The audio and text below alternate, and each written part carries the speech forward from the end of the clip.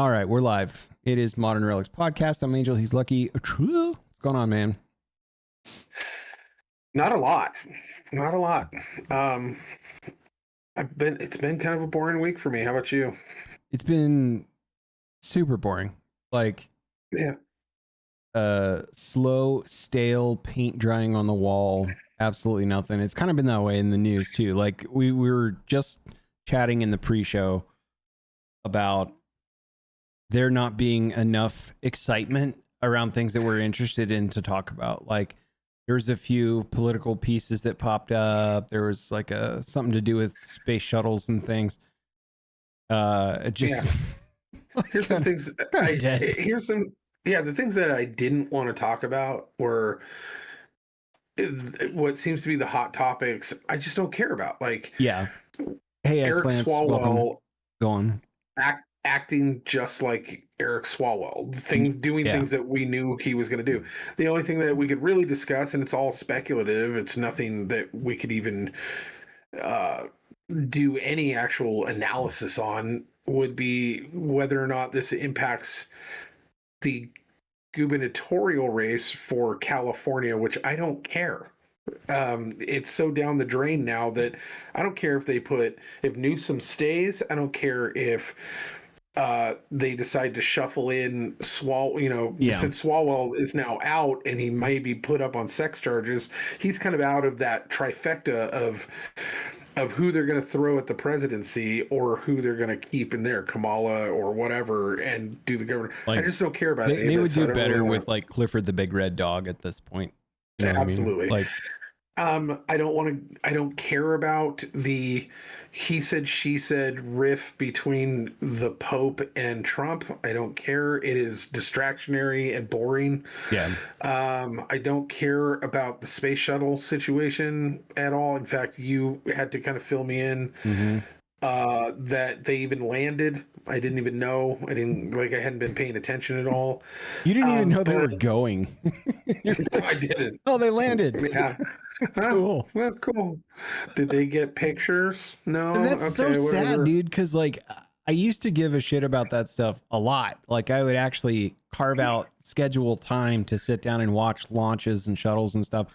I remember being unbelievably enamored at the fact that one of those SpaceX rockets came back down and landed in place on the platform for the first time. And the arm caught it and all that stuff. And I was like, dude, this is so cool. Now I'm just like looking to see if it's like green screen. Like, did they really go? Is that really them climbing out of there? Like, what are they? Right. You know, like just, I could care less. Like, what's Miley Cyrus doing in there now? Like, I think like what the two funniest memes about this whole situation, bro, is like the first being like, the fact that they flew around the moon and took photographs of stuff and pictures of the Earth, which are less clear and resolute than they were in the 1960s when they took photographs back there, which I was like, come on, guys. Like, I have a 6K capable camera sitting right here. Like, we can do better than this, surely. And the second one was the comparison of like when Neil Armstrong, that's one small step for man and one giant leap for mankind quote. And then it's a cut in the middle of that. And then below that is the Artemis crew. And it says, I have two instances of Windows that are both not working. Right. Should I reboot Microsoft Teams? It's just like, oh, God. Oh, man. Well, and the only things that I caught were, like I said, scrolling around on the internet is videos of like them spacewalking, but all of a sudden the spacewalking astronaut has 3 legs because it's so obvious, everyone's circling the third leg and going, right. Oh, so you're using AI now to show us spacewalks? Okay, that's great. I still prefer Michael Jackson's moonwalk to any of their spacewalks. Agreed. I think that deserves a... I don't know. I'm just so... Go on.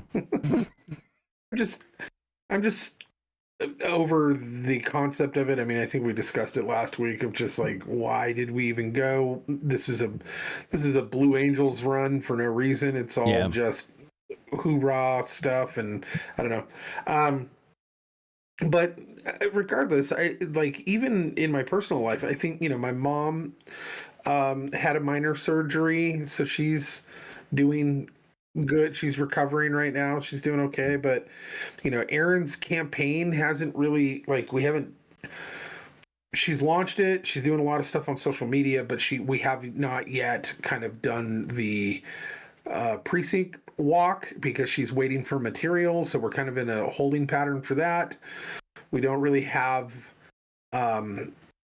We will be walking here soon and knocking on doors and talking to people for a lot of the next month. Mm-hmm. But we're in a holding pattern there. Work was kind of just work this week. I had tattoos to do and did the tattoos, and no fun stories. The last week's psychopath story, the dude that went and smashed out the windows, he's in jail still, no word. So I doubt we'll hear about that until he's sitting in front of a judge. But outside of that, it was kind of a slow week. It was a slow week for my family. It was a slow week for the news. It was a slow week for just stuff in general. So we couldn't really, you and I together, couldn't really come up with anything that we really were inspired to talk about this week. As far as, like, we've got all of our other kind of regularly scheduled program stuff that we cover, but as far as our kind of main topics, we just really couldn't put enough emotional energy into anything this week that mattered. That's exactly right. Like, I'm still developing a thesis on, like, the Straits of Hormuz thing being a lateral optional trigger event in order to supplant the US dollar with some sort of world currency coin kind of thing, but I'm not quite at the finish line with putting my thoughts in order for that presentation. So yeah, everything else I've been thinking about is just kind of aging out of topical conversation at the moment. So yeah, I'm with you there. It's been a weird week for sure. Yeah, I went through my notes for the last couple of weeks that we did it, and I always have, like, stuff that falls topics out that we need to get back to. Yeah, and I went through it. I was like, no one cares about Pam Bondi. Yeah.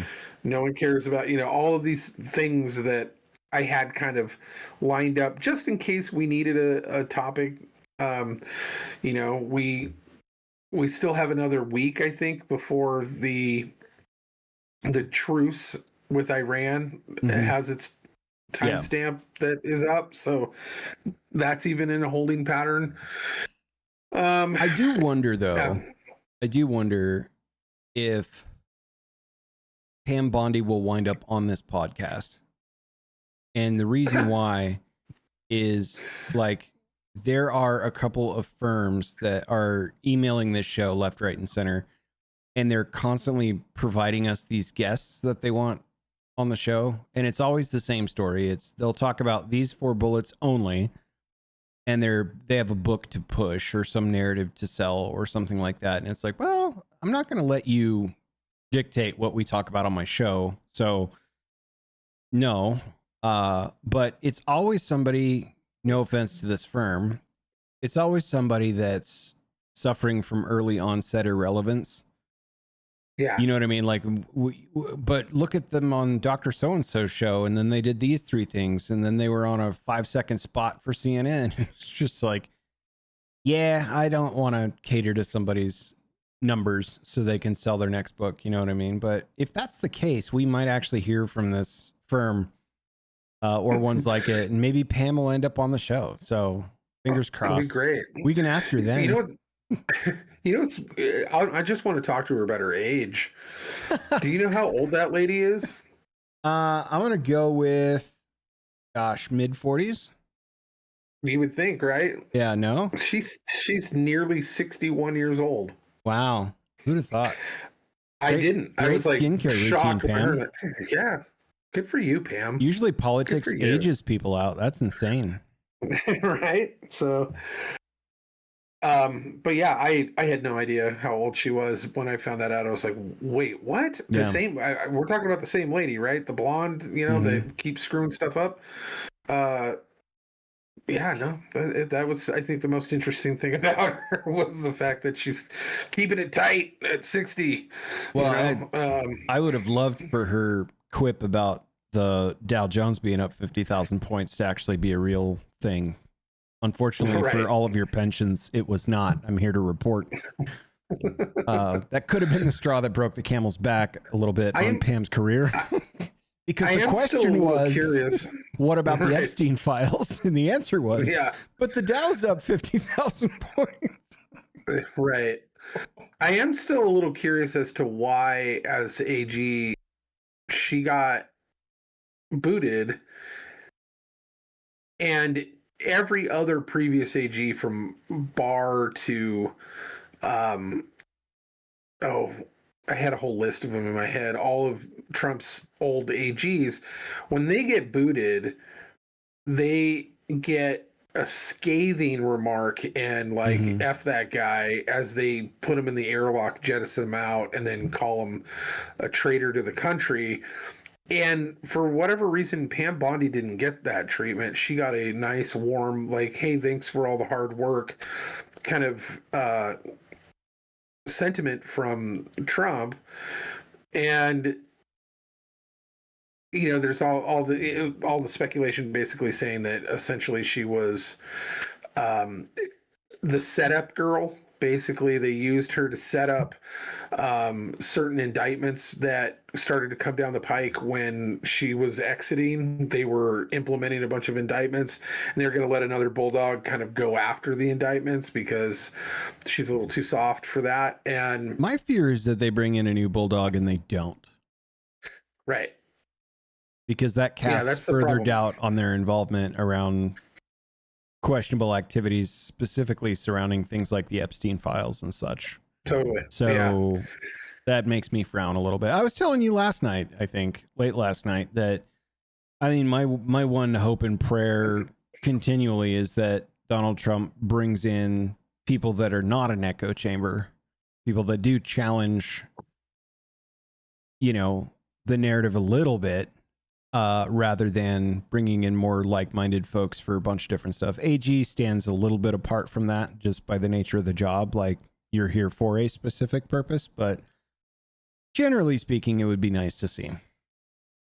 Yeah, I mean, there's supposed to be some amount of contention between the executive branch and its cabinet and the AG, just because the AG is supposed to be subject only to the law, not to the whim of the cabinet. So that has not been idealistically adhered to with Sessions and Barr and all these other guys who were supposed to be these shining moments of men with integrity, when it turned out that they were actually not only antagonistic to the Trump administration, but they were working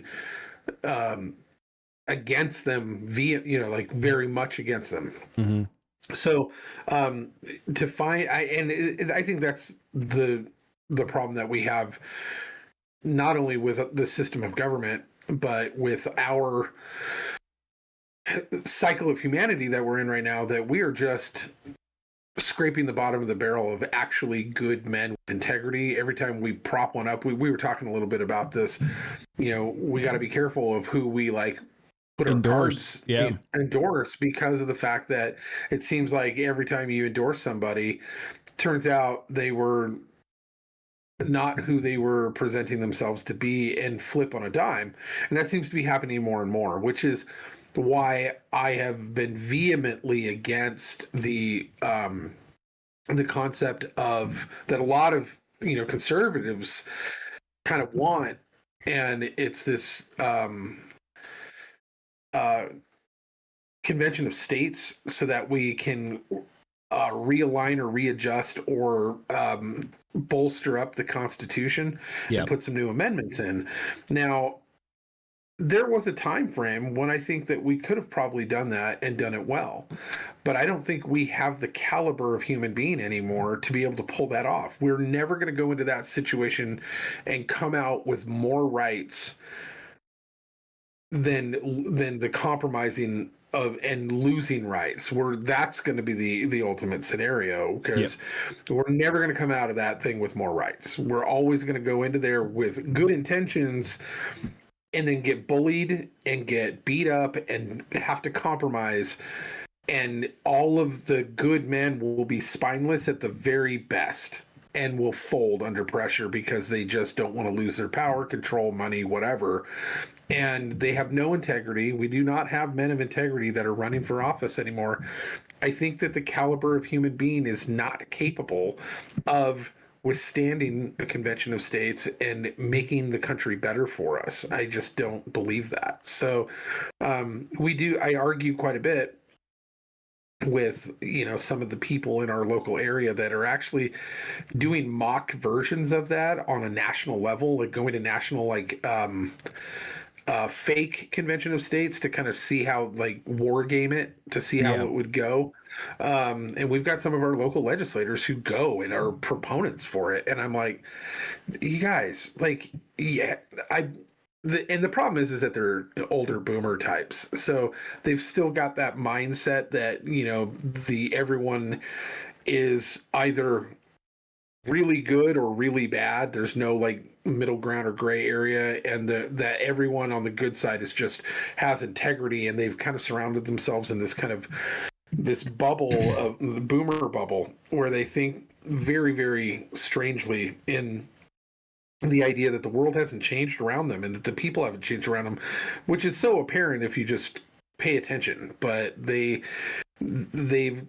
convinced themselves that there's enough integrity in the world and good men in the world that would be able to bolster that type of scenario. And I don't believe it. I think people that have integrity are... That might be the Gen X in me, though, being kind of nagging everything. I don't think so. Like, I think people with integrity willfully choose to stay away from politics because of the amount of destruction and digging and horseshit that provides. And it was pretty telling years ago. Like, I was kind of enamored with the idea of the Tea Party. Yeah. And then, you get all these freshman congressmen that go in and rabble rouse and truth seek, and all this stuff gets upended. And we learned an awful lot about what happens with big politicians behind the scenes through a lot of those congressional hearings. But then you get folks like Trey Gowdy that is like, I'm not seeking re-election, and I'm telling all my friends and you the reason why you can't get anything done here. This is a waste of time. You know what I mean? And it's like, but you're like one of the guys that was like the best bulldog of that time. Man, those video clips were amazing. Watching Trey Gowdy just eviscerate people. Like Trey Gowdy versus the FBI is hours of entertainment. And I used to watch those on YouTube and then like kind of trace back and trace forward and then try to be like, that's where I started really building awareness around why the fuck do these people not get prosecuted then? We clearly have enough to charge them with serious criminal offensive behavior, and nothing ever comes of it, which is also disheartening to see. But then when people like that back out, and I mean, that was quite a while ago. That was Obama a while ago. Now we're at the point where, to your exact point, we're scraping the bottom of the barrel. It's not hard to see why we're in this place now, if you follow those patterns, but it's still bad. It sucks because there is no next man up without being like, you're cringing to see who's the prop up person, and even on the Democratic side, it's like, surely somebody has their head on straight. Like, surely by now they'll have figured out that the political game theoretical political approach to go deep and left into the woke politics is not yielding dividends the way they wanted it to in 2025 and 6, right? And people vote to that. People vote with their dollar in that when it's in the public space. When Disney does some wild shit and they lose a whole bunch of people subscribing because they're sick of the woke shit. And like, we've seen this play out. You know, it wasn't a close Trump victory. It was a landslide Trump victory. Like, you know, surely somebody on their half of the aisle will come up and be at least better representation for their ideologies that seem broken over the last so many years. And it's not. It's bad on both ends. There is no next man up. There's no bench player. Yeah. You know, I've got all of my fingers and toes crossed for JD Vance if that's supposed to be the next man up for the Republican Party. You know what I mean? Right. But I don't know, man. I don't know. If this guy drops out and Newsom is the candidate, then who gets California? And at this point, who gives a shit? Yeah. And that sucks because we all should give a shit. That's a massive part of the GDP of this country. So, and you know,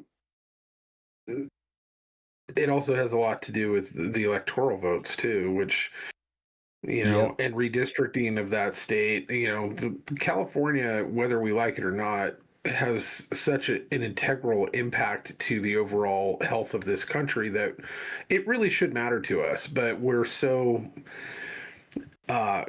disconnected out of just pure, you know, disgust of what's been going on there. Everyone's just kind of given up on it. Three things. One, there has been whispers on the internet. You brought up our boy Trey Gowdy, whispers on the internet that he might be one of the people that are in line for the new AG spot. Don't know how I feel about that. We'll see. Then the other two, he definitely knows the law. Yeah, for sure. And then the other two, I lost track of, so don't really care. But it was one of those things where, you know, we could I don't think Trey Gowdy likes Donald Trump. I don't think he does, but I think he might take the job. He might take this job, but he's been tapped before. Do you remember he was tapped to represent Donald Trump when he was on criminal trial, when the Democrats threw everything they could possibly dig out of a graveyard at this man pre-election to try and smear him down? Right. And he said no. So, I don't know. We'll see. I also wonder how long Tulsi Gabbard's going to have her job. That's true. To be fair, his background isn't in that type of law, though. I know. Like, if you remember, in South Carolina... He wanted him on the team, I guess. Yeah. I mean, he's a good mind to have there, but, like, I could see why he's like, I don't know anything about, like, real estate law or anything like that. So, you know, he was a homicide... you know, murder trial guy. So, like, it was one of those... But that fits. That's true. But one of the other things I was going to bring up was, you know, I'm kind of curious as to what because, you know, you were talking about the landslide that Trump won in, and his favorability is diminishing coming up into the midterms. And the midterms, you know, you got a lot of people who are pissed off about his connections to Israel or his handling of going to war with Iran when he said he wasn't going to do that, which is debatable. And also, it was put on his plate because the previous 4 or 5 administrations said that they were going to do something about Iran and never did, and then he did, and then everyone's like, "Oh, why'd you do it?" Well, there's also an international trigger point when a country is on a nuclear threshold. Yeah, absolutely. And that's not as widely reported as look at Bad Orange Man going back on his word, right? Right. So clearly there's layers to it, but your point stands. And what the vast majority of the people I've learned care most about is, why is my gasoline $5 a gallon? Correct. And so we're going into the midterms with that. And I'm kind of curious, he has to be aware. I know that he's got a cabinet that's telling him, you know, it's looking like a blue wave coming up here in the midterms, and you're going to then get impeached and probably put into jail because of the impeachment at that point. So at that point, he has to know these things. So I'm wondering what the October surprise is going to be. because the man always has some type of distractionary boom that he's waiting for. And I think that we will probably have some type of October surprise that will reignite the people in his corner. Don't know, but we shall see. I know that there's been a lot of intentional division that has been spreading through, even in my local area. All the people who got together that rallied under him and were big supporters of him are like, that's basically all they do right now for the last like 3 or 4 months, have been split as all of these people are dropping like flies, going, nope, I don't support him anymore for this or that or this or that. And the internet is full of people fighting over whether or not that Trump is justified in his current actions, and if he's not. Like the thing with the meme and him looking like Jesus is like a huge deal up in this neck of the woods, and so they're currently fighting about that, which is one of the things they just didn't care about. These meme antics is all nonsense to me. Does that push the needle one way or the other, as far as, like you said, whether my gas prices are going to drop, or whether or not we're going to, open up the Strait of Hormuz? That's what matters, not what the dude puts on the internet. He does that on purpose. I don't care. Like, it doesn't bother me. It doesn't bother me, but it also doesn't, I don't care one way or the other. It's kind of just white noise. And, so, we're coming into potentially a shift of the nation as of November, and I'm kind of curious as to what that's going to look like, and are we going to have a lot more stories to talk about? I'm sure we will. Like, I hope he doesn't go full Maverick and just say, I can't get reelected anyway. Like, send it, because sending it hurts the Republican Party for all the bench players that may or may not be available, scraping the bottom of the barrel as it may be. It's not a good look. And in the polarized society that we live in, the pendulum swinging the other way will be such an overcorrection that it's going to hurt for another 12 years, maybe 16 years. And I'm not looking forward to that either.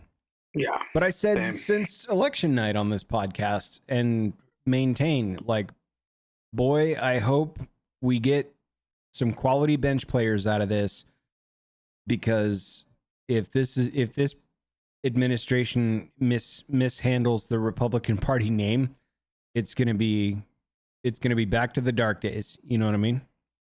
Yeah. Yep, absolutely. So, do we want to just rock right into, because I wrote a big conspiracy corner. I did. You did. And normally I kind of handle this, and I'm super glad that you hit me up this week and said, hey, I've got something. Yeah. And furthermore, bring your Bible. And I went, I said a month or two ago, like, I'd build my own conspiracy. I've built one. Okay. All right. I've been so excited for like the last half week about this since you sent me that text message. So, I'm really excited. I'm really happy to kind of have you kind of take the reins and see where we go with this. You gave me a little bit of an idea of where we're going, and I'm really, really excited to do this one. That being said, next week, we will actually have a guest to do our conspiracy corner, which is going to be super fun as well. But this week, man, I'm going to put this hat on, and I'm in for the ride. All right, let's do it. So, before I put my hat on, I'm going to preface the discussion in most of the setup of this is rooted in hard fact, and I'll call out where I'm taking extensions with it. But I am officially and publicly switching my position on artificial intelligence. So pre-tinfoil hat, I'm not full Terminator mode, but I am now in this is something to worry about. This is a net negative. And the way I'm going to describe this with some, and I'm going to say some wild shit, so you guys need to bear with me, but the hat will be on when I do it, so all credibility will be withheld for a bit. So play along. But it's rooted in a lot of truth. Yeah. I am using my daily Bible that I take with me everywhere. But this is the American Patriots Bible, which is a New King James Bible. So just so everyone knows, that's the source material I'm using. So great. But go for it. Okay, here we go. So I'm going to walk you guys through what I believe from a economic perspective is worst case scenario with burgeoning artificial intelligence. And it's going to be quite a few chapters. So we'll start with chapter 1. And this is the system that replaces us. And it's the one that we also can't really escape. It starts with efficiency and it ends with displacement. So we don't lose all of our jobs all at once. We just need to lose enough. So the setup for this is capitalism is kind of a loop. People work to earn money. Then we spend that money to keep everyone else working, which is kind of like the most basic way I can describe that to you.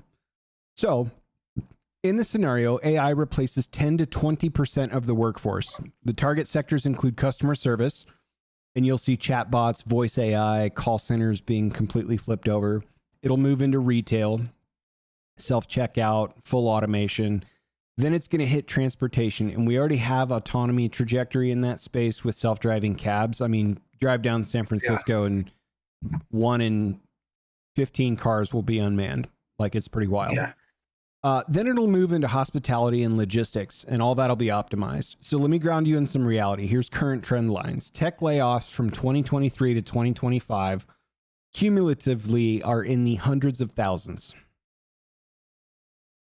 There's hiring freezes almost unilaterally across white-collar sectors, which is killing. And the statistic you hear about most is the new graduates coming out are unable to find work because all the low-level and entry-level workforce positions are being consumed by automation. So hiring freezes are there. AI is already replacing tier 1 support roles. I work over at Redacted, as you know, and all of it has been completely outsourced or replaced. Basic coding tasks, content production. Okay, so the economy doesn't need total collapse, is my point here. It only needs partial displacement at scale to start to destabilize all the demand that we would need. And why? Because if you cut out all the workers and nobody has any money, how are they going to buy your product? So then your valuation goes down and things get cheaper, but you can't move enough, so you lay off more people. This is a death spiral in a positive feedback loop. So here's chapter 2, the demand collapse, right? Exactly what I'm describing. When workers disappear, so do all your customers.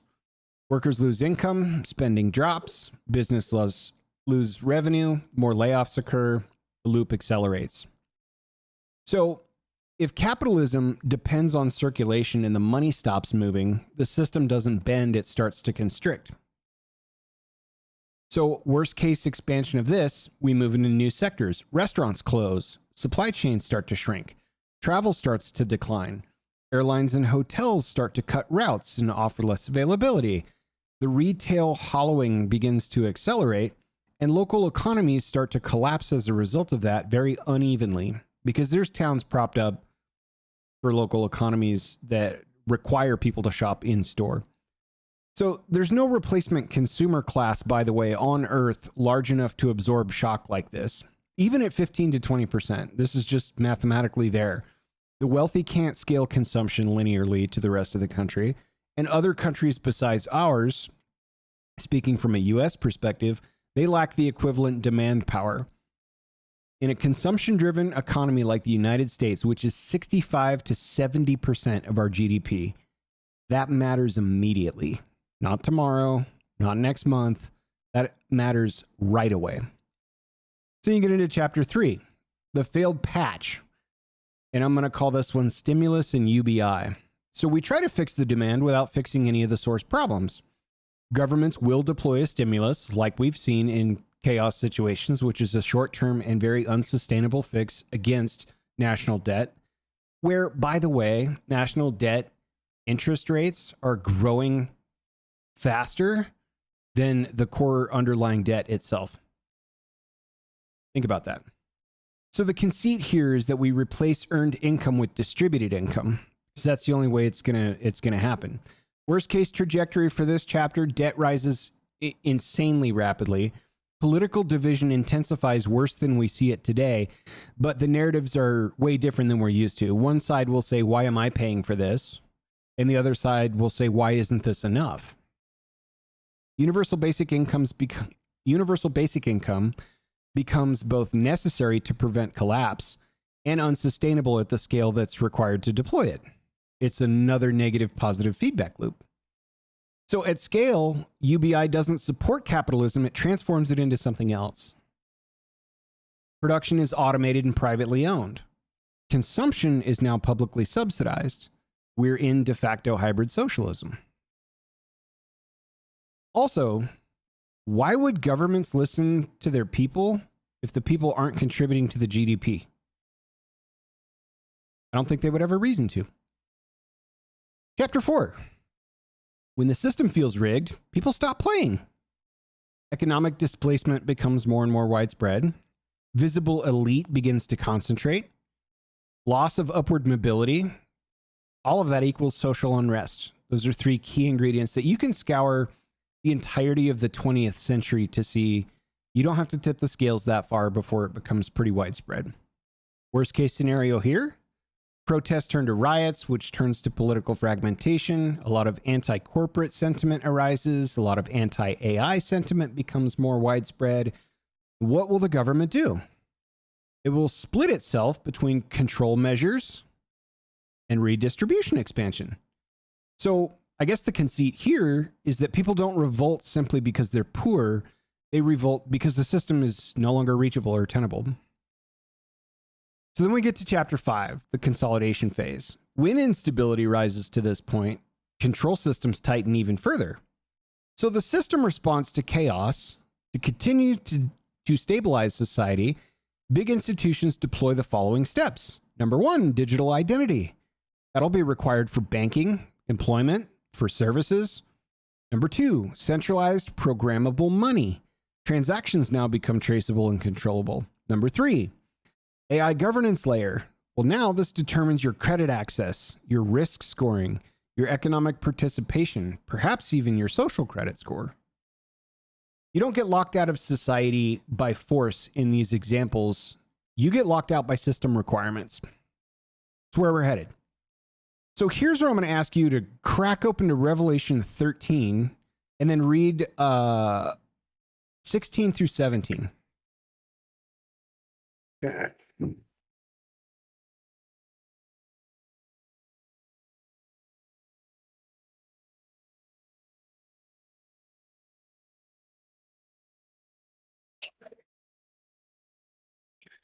Okay, Revelation chapter 13, verse 16. 16 and 17, yep.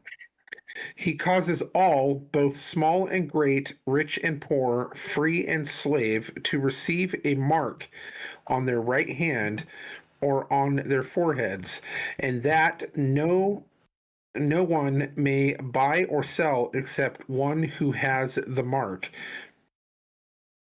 or the name of the beast, or the number of his name. Okay. So, if our individuality becomes tokenized and you can't keep it on your phone because someone will steal it, perhaps an implant might work. So let's land on a few points of what you just read.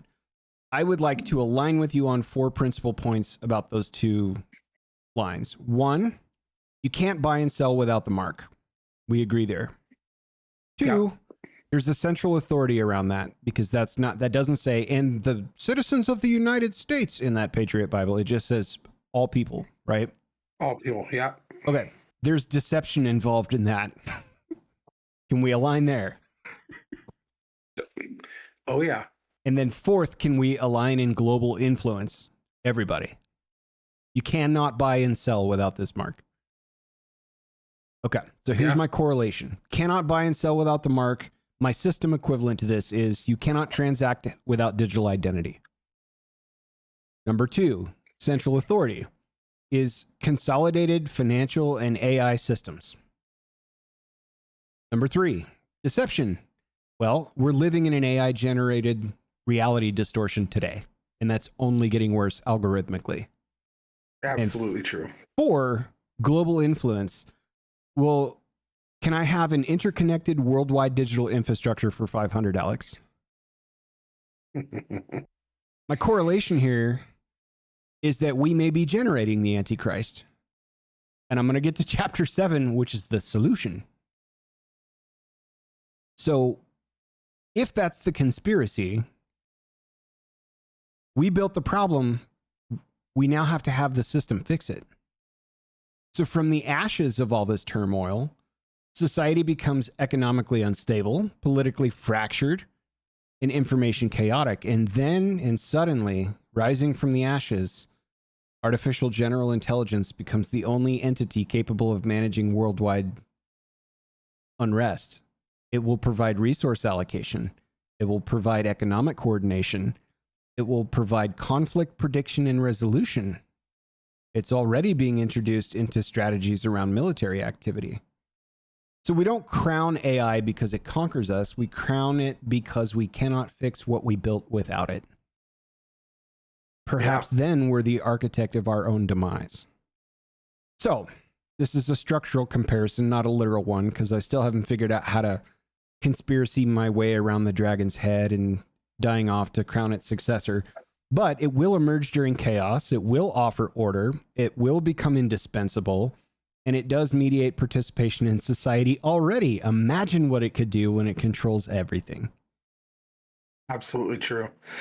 So, and you can correlate this with the last book of the Bible, with the first book of the Bible of, you know, the tree of the knowledge of good and evil. Yeah. And the fact that we were not supposed to have that. And there was a reason for it. You know, it's no mistake that there was a bitten apple as the icon for the largest computer group in the world. Right.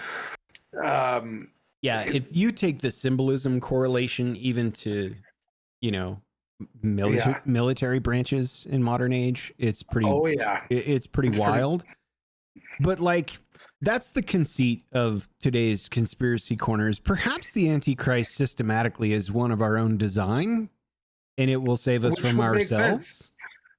Which would make sense from a biblical point of view. Satan would, he never creates. What he does is he takes what God's done and manipulates it, and he makes it a farce of what God has created.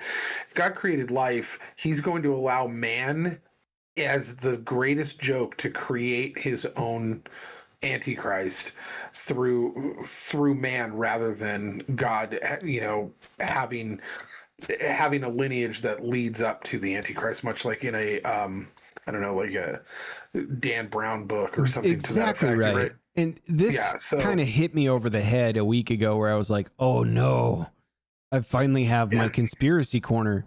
So here's the last chapter. This is full worst case outcome if everything breaks wrong. We move from 20 to 40% workforce displacement. Demand is in full collapse. We're a full UBI dependency. Debt and inflation pressures exacerbate that. Social unrest becomes daily norm. Centralized economic systems flow exactly one way.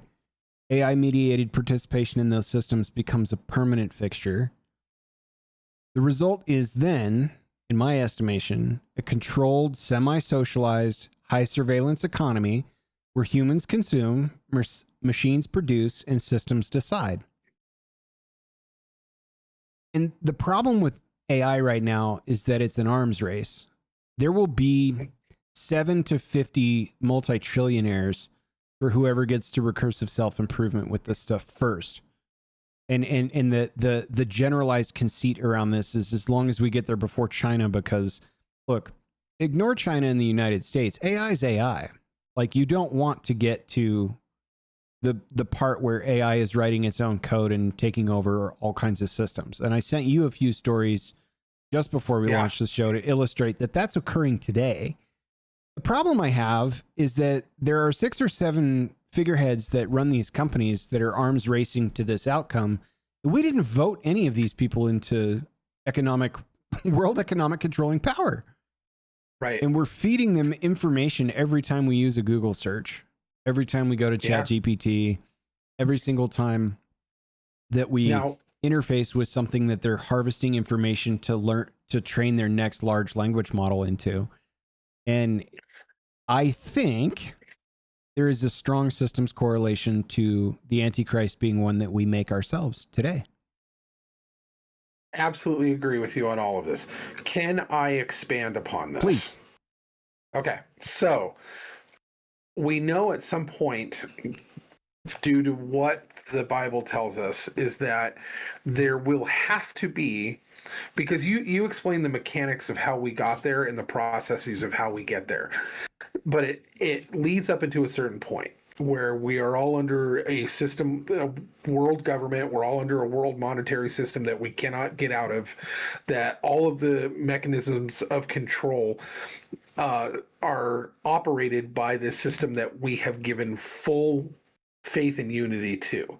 Now, there's a couple of components that need to be addressed when it comes to what Revelation says about this, and one of it is he has to have a physical form. Mm-hmm. So here's where this comes in.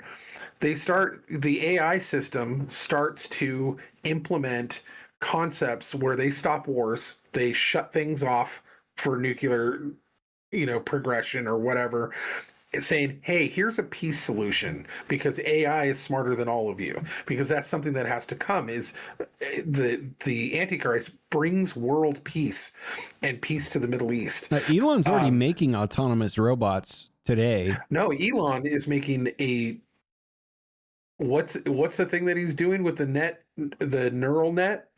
Well, that's been up for a while, but he's the new big buy Tesla stock share price, it'll help you thing is that he's legit making robots, and people are saying these helpful little robots that are going to do all your mundane stuff for you, that'll be interconnected as nodes against this AI that's going to power it.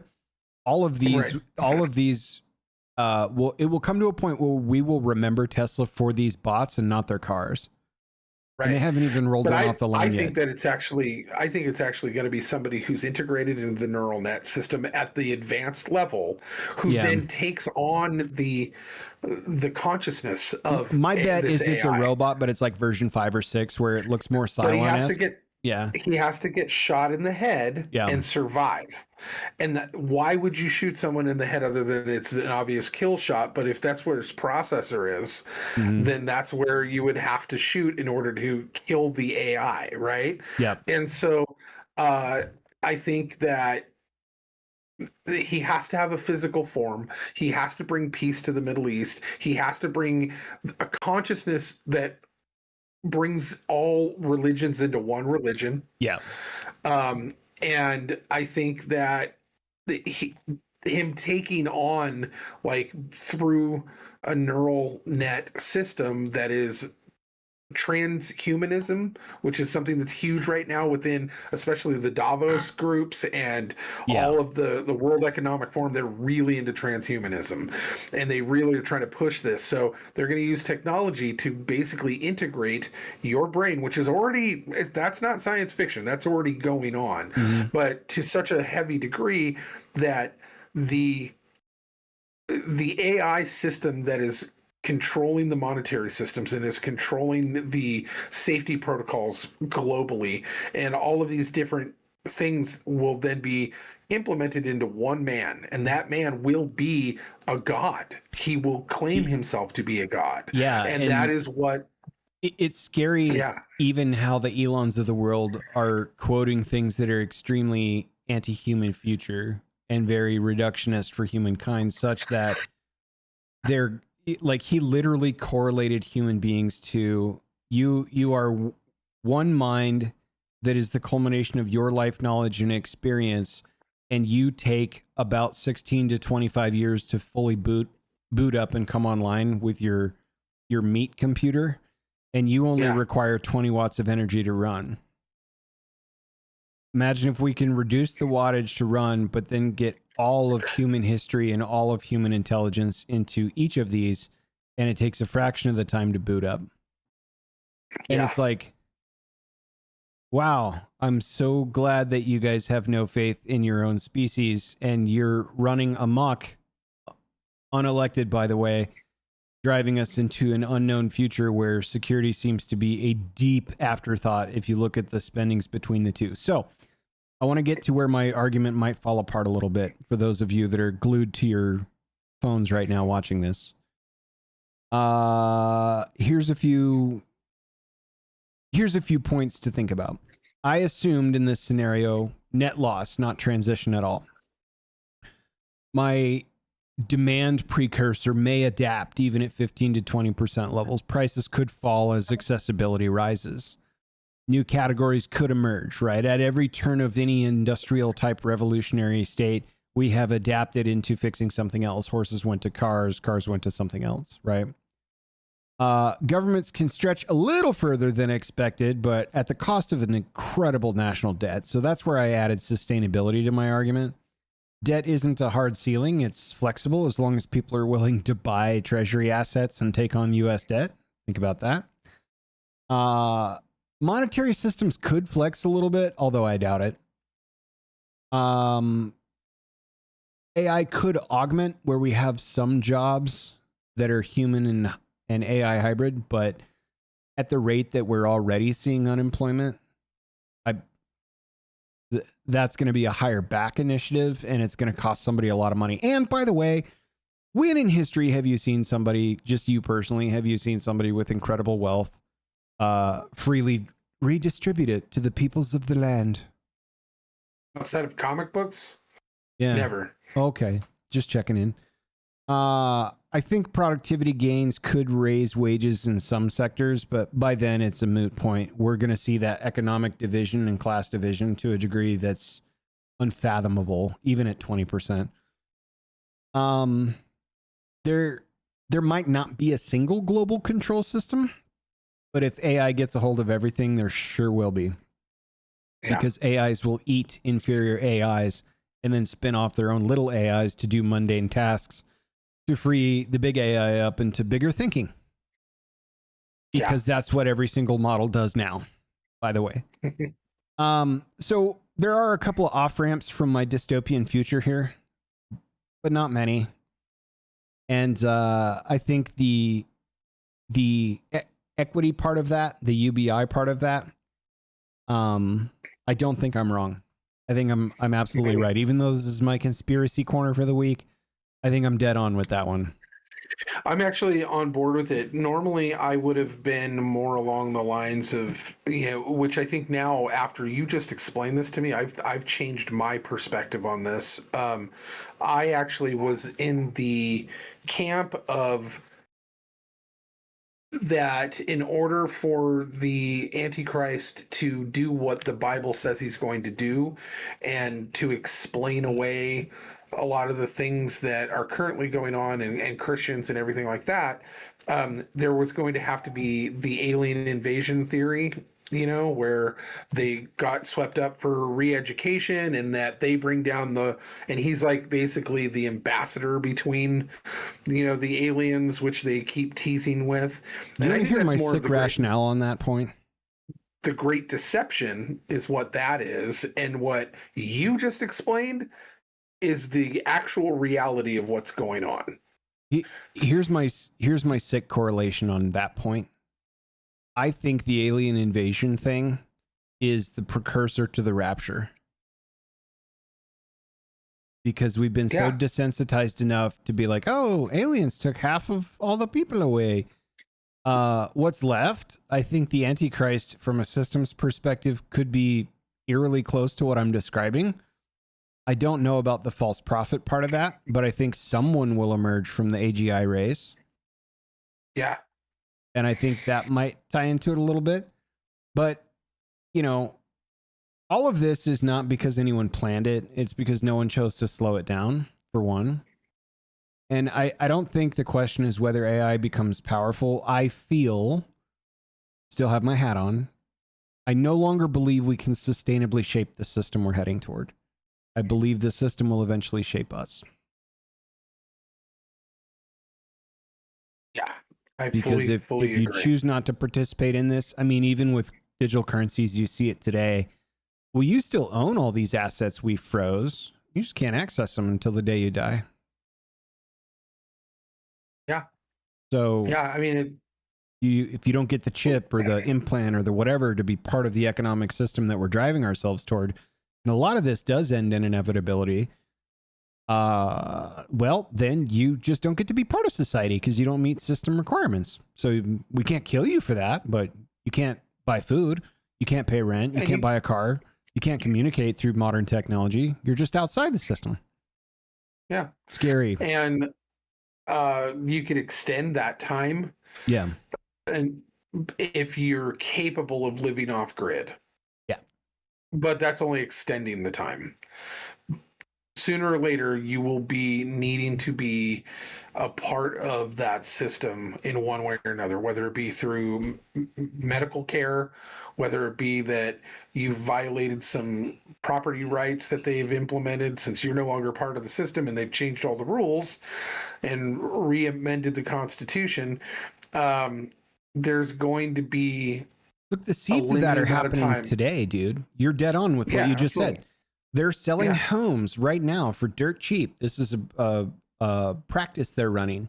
They're selling homes for dirt cheap that younger and younger Americans can buy into. But guess what they don't own when they buy their house? The land. The land that it's on. Yeah.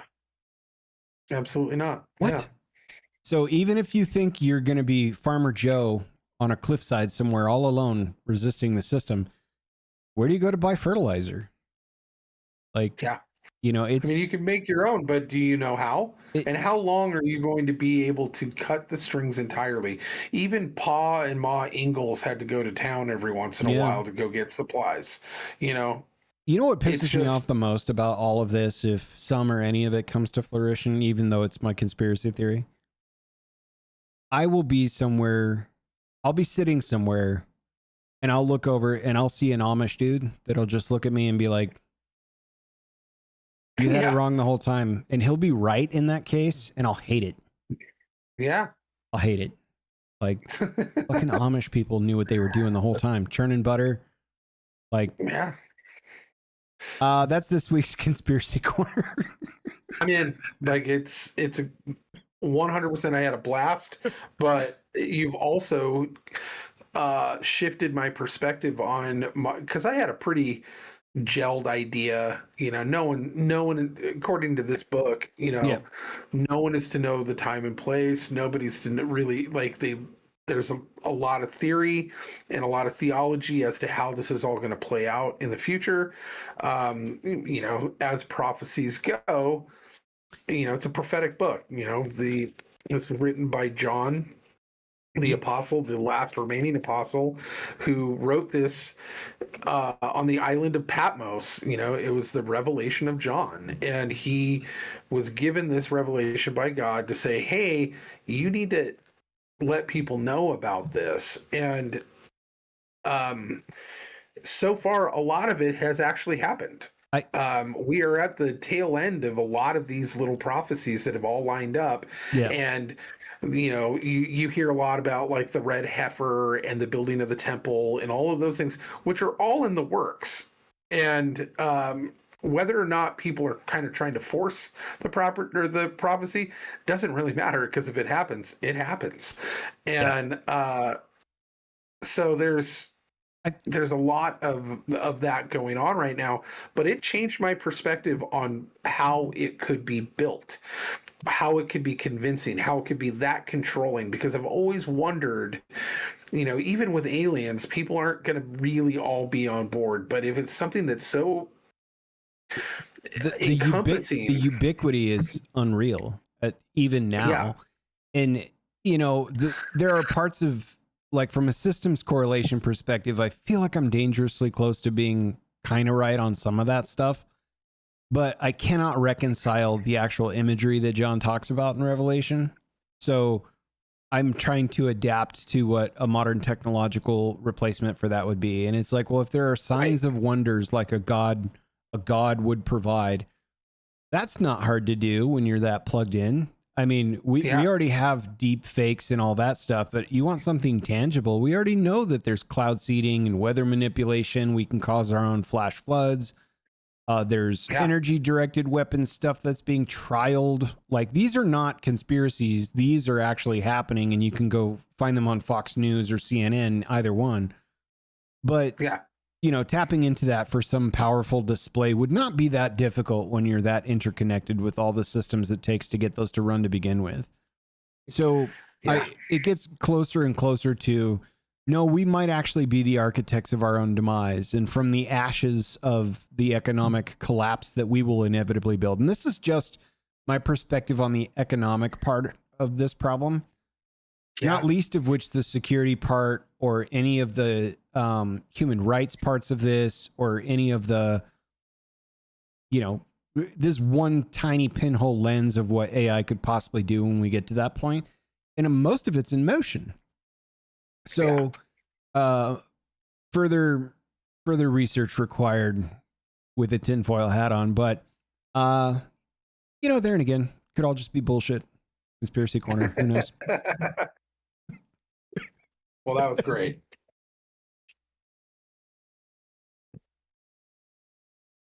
I cannot wait to read the emails on that one.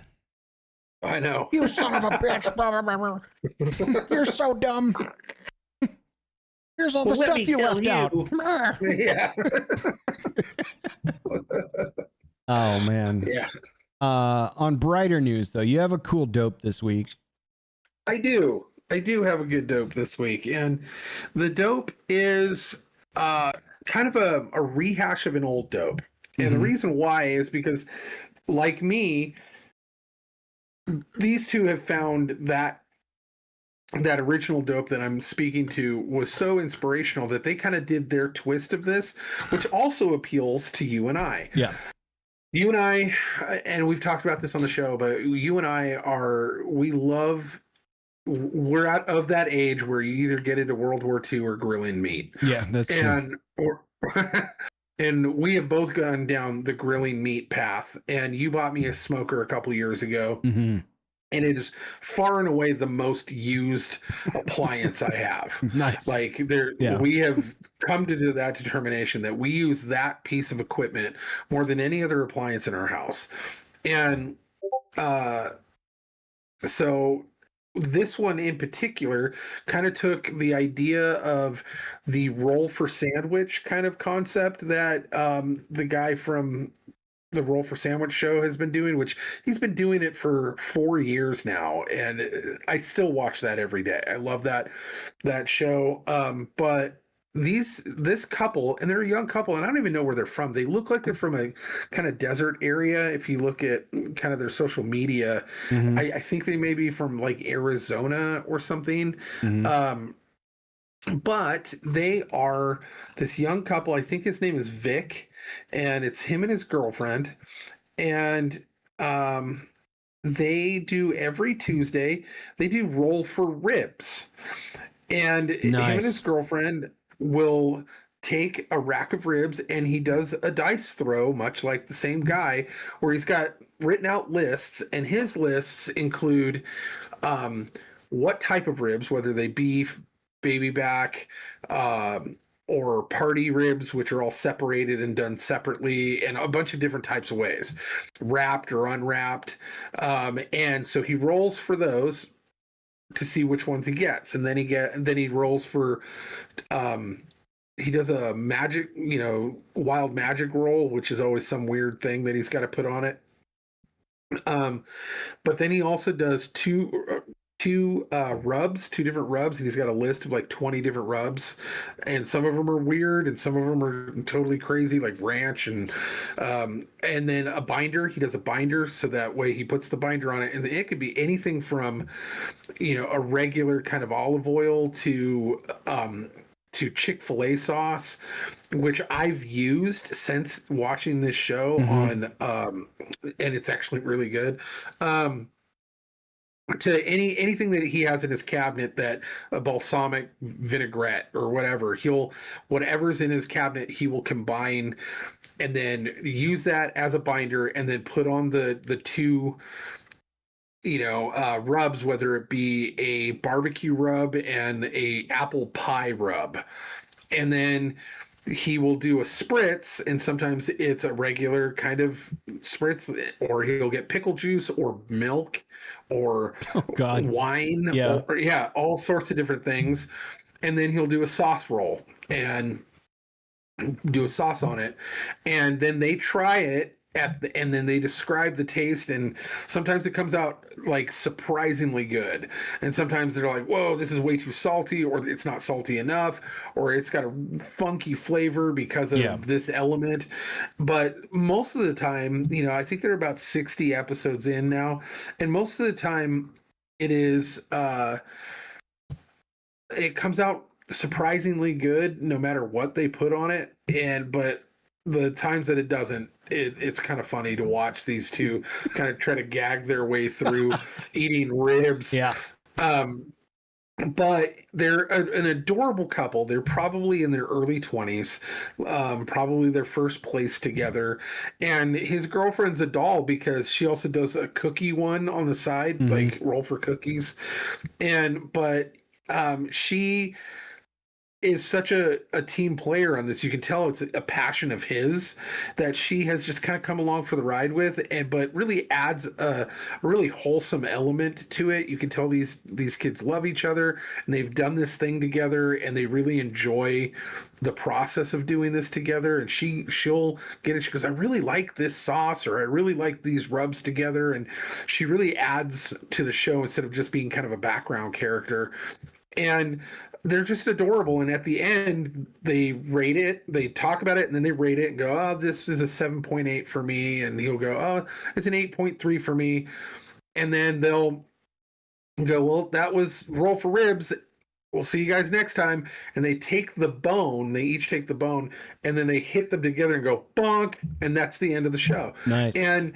But it really has kind of inspired me, like I said, with the Chick-fil-A sauce, to kind of explore my cabinet and my fridge for maybe, because you kind of get in a rut of what works when it comes to cooking meat.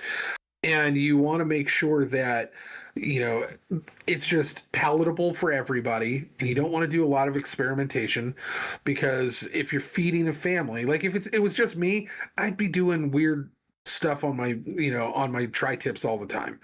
But I also know that I got to feed two kids that are going to be like, Dad, what'd you do to dinner? What are you experimenting on this week? Right. Or my wife going, I'm not going to eat that. So I got to be kind of consistent with what I know that they like. But these guys at least provide an outlet where I can experiment through them and see what actually works. And so it's been really fun to watch these two. There's other ones that have copied this. There's a guy who does it with sodas. He owns a soda shop, and so he'll do roll for sodas, and he'll do different flavor profiles and different energy drink adders and stuff like that. And it's a little weird. He's a kind of a weird dude, so I have a hard time watching that one. There's another one, a guy who does it with salads. He's obviously on kind of this journey to kind of lose weight and eat better. And so he'll make a salad using the dice method with a bunch of different lists of what he's got in his cabinet and his fridge. And it's fun to watch him experiment with these salads. His name's Jeremy. And, but yeah, this one kind of took my heart because of the meat element. Because of how endearing these two kids are. And that they're kind of creating this passion show. I don't even know what they do for a living. The guy looks like he's, I don't know, 22 years old, and his girlfriend looks about the same, and they look like they live in a warm desert area, and they're doing it either in their house or their apartment, and he just seems to really love doing this. And she's like, I love that you love doing this, and I get to benefit by eating delicious or maybe not so delicious ribs every once or twice a week. And so but it's fun. And for people like you and I who are into the meat worlds, and we love, like, I mean, there isn't a time frame that I don't come down there and we don't barbecue something. Yeah. Your tomahawk methods are probably the pinnacle of most people's barbecue experiences or grilling experiences. I try to set a high bar with the 2 or 3 things I can do really well. I do. It strikes me. I do have a very dark confession to make to you and on this show, though. During the pandemic, I lived in Seattle, and I got a wild hair that I was very interested in finding out who had the greatest chicken sandwich from a fast food restaurant. And to my surprise, the Cluck chicken sandwich, which belongs to Jack in the Box, was pretty high up on that list for a while. It finally got knocked out of the top 3. I have never eaten at Chick-fil-A. Never once. Never tried God's chicken. And here's why. They were very sparse and hard to find, especially in Seattle. I think there's probably obvious reasons behind that. There are some around me now, but the only time it struck me 2 or 3 times in the last couple of years, I should go try them out, was always on a Sunday. And they're not open on Sunday. I have 1 day a week to get to this place, and that's on Saturday because I'm on Monday through Friday, dude. Like, I'm always busy at work, pretty much like, let's call it 7:30 to 4 or 5 p.m. So, on 2 nights a week, I run a game on a Monday, and then I do this plus editing after that. Like, I'll be in this chair on Tuesdays for sometimes, 11 hours out of the day. So I'm like, I ain't going nowhere to find a chicken sandwich, but it strikes me I need to go chase down a Chick-fil-A and go eat from there at some point soon. So we'll see how that goes. I highly recommend it. It is good. Everyone raves about it. Like, all my friends that have eaten there are like, dude, it's a staple. It's the Lord's chicken for a reason. Yeah. The other, the Canes, we got that Canes here. Canes is good. Yeah, it's so Canes, simple and they're very good. Yeah. And so Aaron, we've finally gone a couple of times and Aaron loves it. So we went and actually sat down because normally we just go to the drive-thru. We went in and sat down because we were out doing errands and we were like, we got some time. Let's just sit down and eat. So we went into Raising Cane's and we got, their chicken finger, one of the big box things that we could split, right? But then I saw there one other item that they have that you don't get in the big box, because for those that don't know, Raising Cane's has chicken strips, chicken fingers. They've got Texas toast. They've got coleslaw. They've got crinkle cut fries. Yep. And that's it. That's it. Or outside of one other item, which is a chicken sandwich. Yeah, it was like variant sandwiches. I think they build out of those chicken strips. Just one sandwich. Just one sandwich on the menu. Yeah. There's no other sandwich. Like, you can't even get a spicy version of it. It is just their one chicken sandwich, which is basically like, I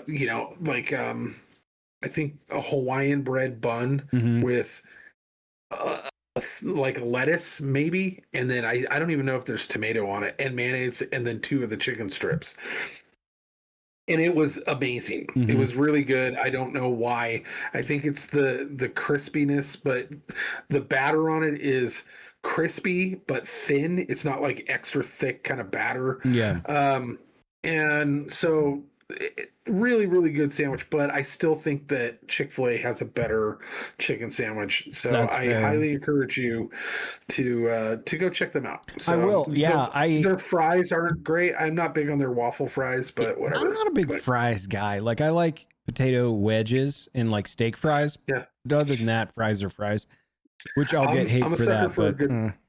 I'm a sucker for a good crinkle cut. Like, outside of McDonald's, which is the staple, Del Taco's crinkle cut fries and Raising Cane's crinkle cut fries are my favorite, like, fast food fries. So nice. But I've been telling people though, because I went to a friend's house a few months ago and they had catered Cane's chicken strips and fries. And they were like, it's cheap. It feeds 1 million people. You just, like, give me all the strips and all the fries. And then you just set it on the counter and be like, here's some paper plates get after it, and they just load up like an entire satchel full of like dipping sauces and stuff. It's great. Like, it's cheap, it's delicious, it's easy. So if you're looking to cater something on the fly quickly, I recommend Cane's. Good time. Yeah. Yeah, for sure. So rolling for ribs, we'll check those guys out. And then you were, took you a couple days, but you wanted to review the movie Nuremberg, right?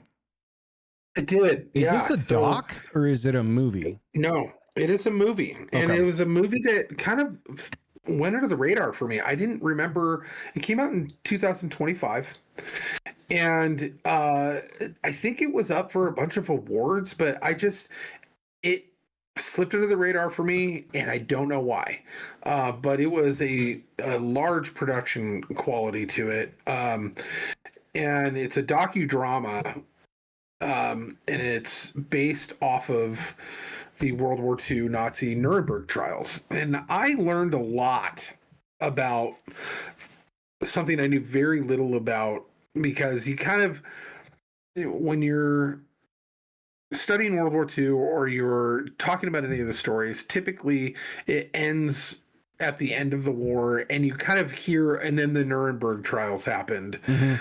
And then it kind of skips over that, but I didn't realize. And for the audience, this is where we lose the barbecue Lucky, and he becomes the World War II Lucky. Go on. So this movie, it's fascinating, dude. They had a whole trial. This was directed by James Vanderbilt, and he also wrote the screenplay for it. But it's based off of a book that was called, I think, The Nazis and the Nuremberg Trials or something. I can't remember what the name of the book is, but it stars Russell Crowe as the second in command under Hitler. His name was Hermann Goring. Oh. Nope, not Goebbels. Goebbels, he actually died via suicide prior to the Nuremberg trials. So, Hermann Goring was actually the number two. Yeah. Goebbels and a couple of the others were well known for their atrocities, but they were like way down on the list. He was actually the number two. He was the president of the Reichsmark. So, and it's about a psychologist that they brought in once they had these guys and put them in a prison in Nuremberg, Germany, which they had to rebuild in order to set the stage, because the precedent had never been done before, where they were trying people for war crimes based off of international law, which at first it was just, the United States that wanted to do this, but they couldn't do it. They couldn't try people from another country according to our system of law in our country, right? So they had to petition to France and England and Russia and one other country, and to all agree to do an international trial for them and have representatives from all of those countries actually partake in it. And so they all did. They all eventually agreed. It took them a while. And in the meantime, what they did is they rebuilt Nuremberg, which Nuremberg was where, if you see all the old Nazi videos of like the Colosseum where Hitler would speak and they would have the parades and everything like that, that was in Nuremberg, and it had been bombed out. And so they had to rebuild it and rebuild the prison and rebuild like the room for the trial. And, because they wanted to have it in that place where where it would matter. Yeah. And it was legal and it would matter. So it's based around Rami Malek, he's been in a lot of TV shows, and he also played like Freddie Mercury in the new movie, right? He's a Bond villain as well. Yeah, so he played Douglas Kelly, who was a psychiatrist that was assigned to the Nazi prisoners in the Nuremberg prison, and to keep them from killing themselves, basically. They wanted to keep their spirits lifted enough that they would not commit suicide in these cells because they wanted them to sit on trial. And also to pick them apart to see what made them tick and see what actually they could use in the trial by admission from him, which was kind of a gray area of whether or not that was a breach of the patient and doctor-patient protocols. Yeah. So, but it was also based around Justice Robert H. Jackson, who was a U.S. justice who this was his kind of it was his brainchild to getting this to go together. He really wanted to make this happen, and he was the one who reached out to the different countries. He was actually kind of a leftist. He was actually somebody who did not believe in the death penalty. In fact, voted against it as a Supreme Court justice. Mm-hmm. And but he wanted to put these guys on trial so that they did not, he knew that they were going to be executed at the end of the trial. If convicted, execution was the only way through this, and he knew that. But he was willing to compromise on that for the evils that he knew that they did. And so even a lefty at the time was just like, dude, this was like so far above and beyond that he was willing to compromise on the death penalty for that. And but he didn't want them to be martyrs. He wanted them to be put on trial so that the world could see what they did instead of making statues out of them later as war heroes. So so he, and that character's played by Michael Shannon, who has been in Superman movies and all sorts of different movies. He's a big actor, and a handful of other, like even Colin Hanks makes a little bit of a dip into this movie, and a couple of other people. But essentially, it was about Julius Stryker, Robert LeVay, Carl Donitz, Anton LaVey, and and a handful of others. There was quite a few of the higher ranking guys that were in different departments, and there was a lot of things that really shocked me. Now, I went into this kind of thinking this is obviously a propaganda piece. You're not going to get out of Hollywood and tell the entire story properly and correctly. I don't have blinders on for that. I don't just whole hog, swallow everything that they throw out. Why is Hitler's number 2 wearing a MAGA hat? Oh, well, keep watching. Yeah. Yeah. They never made any implications towards that. They really kind of leaned into the idea of the fact that, and Russell Crowe was amazing in this, as he always is, but that Hermann Göring was incredibly intelligent.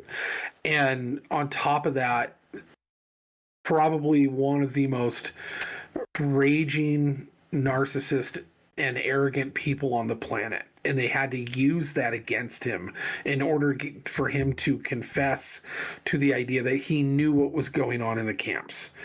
Because that was his thing, was I was disconnected. I was number 2. All of the other guys, Goebbels and all of them, they were the ones who were doing all the atrocities, and I didn't even know about it.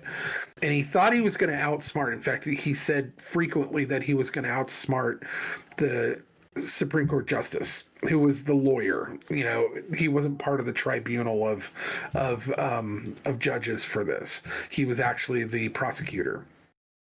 And the Supreme Court Justice Jackson uses Douglas Kelly, the psychiatrist, in order to gain this guy's respect and gain his trust, in order to siphon real information out of him, which becomes a problem when he starts to sympathize with him, because he starts meeting with his wife and daughter and realizing that there's a human element going on here that he can't ignore. But then when he finds out that Herman is, that Göring is actually lying to him and manipulating him in order to manipulate the system, he has a kind of come to Jesus moment where he had to figure out what to do.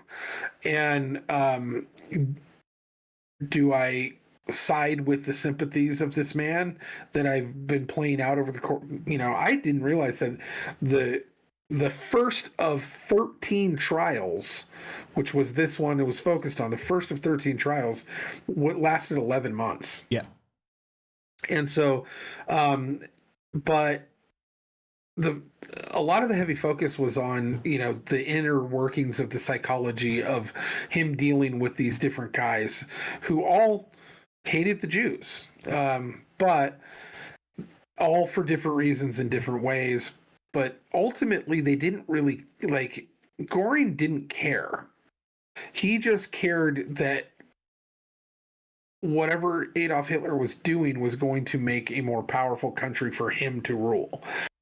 If the Jews were byproducts that you could use as a patsy or as a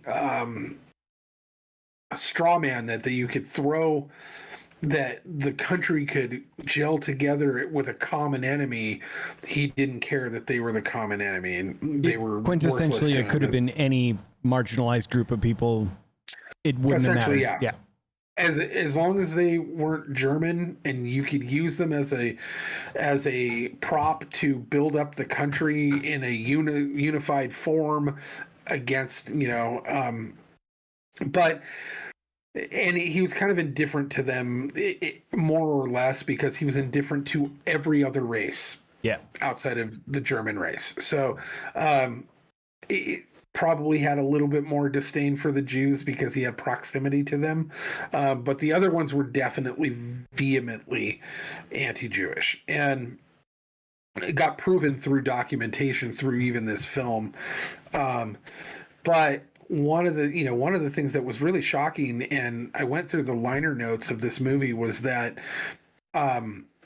they actually showed during the trial a bunch of video of the camps, and it was real footage.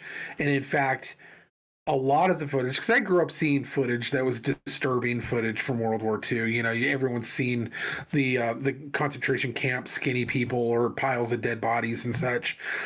In this particular film, they actually used a lot of unseen footage that they got permission to use for this film that was even more disturbing. And at the time frame when it happened, when they were actually watching it within the courtroom, over the course of the period of them showing it, a bunch of people fainted, a bunch of people threw up and had to leave the room and could not come back in, because of the things that they were witnessing, which, we're a little desensitized in this modern day. Yeah. But at the time, they'd never seen anything like this. And so it was, the Nuremberg trials were a very eye-opening thing for the whole world.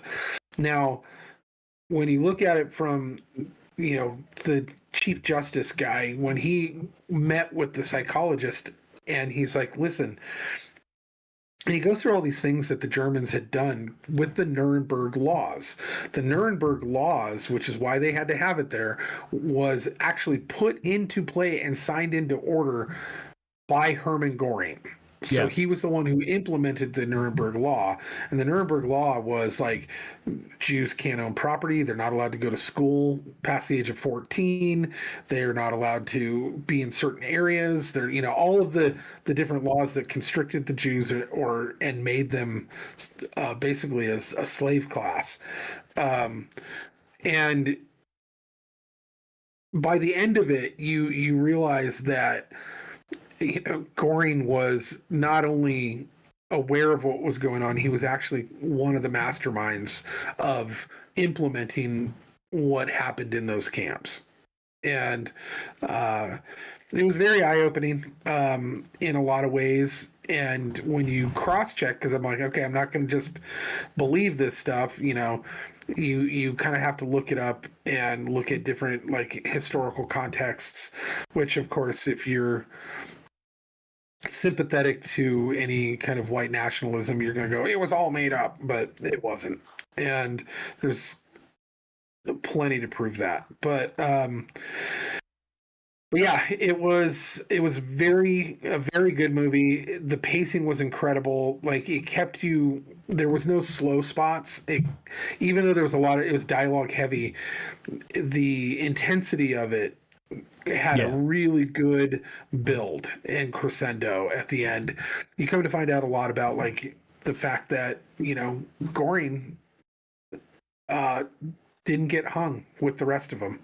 He got slipped a cyanide pill and committed suicide in his cell the night he was supposed to get hung, and did not actually get hung by the trial. So, and then later on, Douglas Kelly, the psychiatrist, nearly 10 years later, married with kids, but a raging alcoholic who couldn't get people to understand that there were still implements of Nazis still living in the United States, and they were really starting to kind of gel in positions of power and in science. And he was going on radio shows and no one would believe him. And he ended up killing himself via a cyanide pill the exact same way that Hermann Goring did it, like nearly 10 years previous. So probably trying to make a statement there. But I loved the movie. It was a really, really great watch just to watch actors do some of their best work.